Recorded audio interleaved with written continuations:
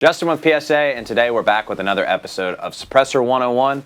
The goal of today's video is to teach you guys how to suppress a modern tilting barrel style pistol. Before we get going, if you're not subscribed to the channel already, go ahead and hit the subscribe button if you want to stay up to date on content just like this.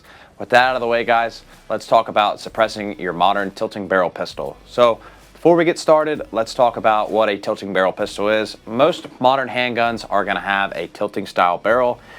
They use blowback to operate the slide action, and in that process the barrel does tilt up slightly.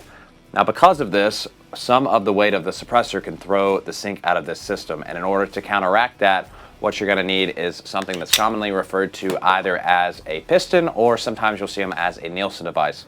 Both are correct, and both is just an add-on to your suppressor to help your tilting barrel operate properly with the extra weight of a suppressor in the front. All right, so real quick, how a Nielsen device works is when your pistol operates, there's gas going two directions. There's gas pushing the slide backwards, which is what operates the slide and chambers that next round, and then there's gas going forward, which is going to try to push the suppressor forward. If you don't have a Nielsen device, your suppressor is just going to fight against your slide, and your slide's not going to be able to open and close properly and grab that next round and cycle properly, so it's not going to work. What a Nielsen device is, and you'll be able to better see it here in a minute, but it's a spring system, and it allows that suppressor to slightly move forward, allowing the action of your pistol to unlock and cycle properly and pick up that next round.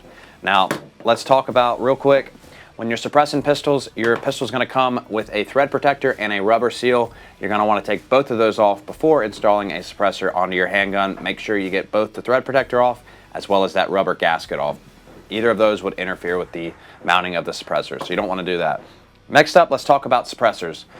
Each suppressor company is going to have their different brand of Nielsen devices or pistons. You'll see them called both. Just make sure you get the brand that is recommended for your brand of suppressor, and all you do to install them is you'll unscrew the end cap of your pistol suppressor, and once you get that end cap unscrewed, you can take out your direct thread mount if your suppressor has one in it already. And once you get your Nielsen device out, we can talk a little bit about how this works. So as you can see, it's essentially just a piston with a spring around it. That spring just allows that suppressor to move forward like we just talked about.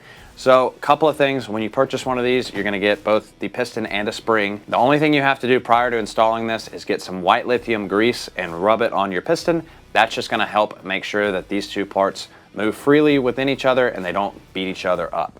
Now once you have both of these, you remove everything from inside of your suppressor mounting system. Now to install your piston, once you have it, like I said, remove the end cap on that suppressor, make sure everything's out of there, and then you'll take your piston, you'll insert the spring over it, and then you'll just make sure that the end with the teeth or the piece that keeps the spring in place goes towards the inside of the suppressor and the threads go outside. Now all we have left to do is thread the end cap back on the suppressor. Anytime you're doing this, just make sure that the threads on both the end cap and the end of the suppressor itself are both clean and free of debris. And once you've done that, you can reinstall that end cap. As you're screwing that in, just make sure nothing cross threads and it screws in nice and easy, and then make sure it's tight when it's locked in. Now that you've got that done, you're free to mount your suppressor on your tilting barrel handgun, and it should work properly. Now, if you're still having issues with a Glock style handgun, then you can always refer back to our video where we talked about the different recoil springs you can throw in your dagger or Glock style handgun, and that'll help you work through some of those suppressor issues as well. Now real quick, let's recap everything we talked about. First of all, if you're looking to suppress your handgun, check and see if you need a Nielsen device or not. Like we said, almost all modern tilting barrel handguns are going to require a Nielsen device. Then when you go to get your Nielsen device, make sure it matches both the brand of your suppressor as well as the thread pitch on your pistol. And then lastly, before you install that Nielsen device, be sure to install white lithium grease on there to help protect it. And always make sure the threads on your handgun are free from both the thread protector and the rubber gasket that's installed from the factory.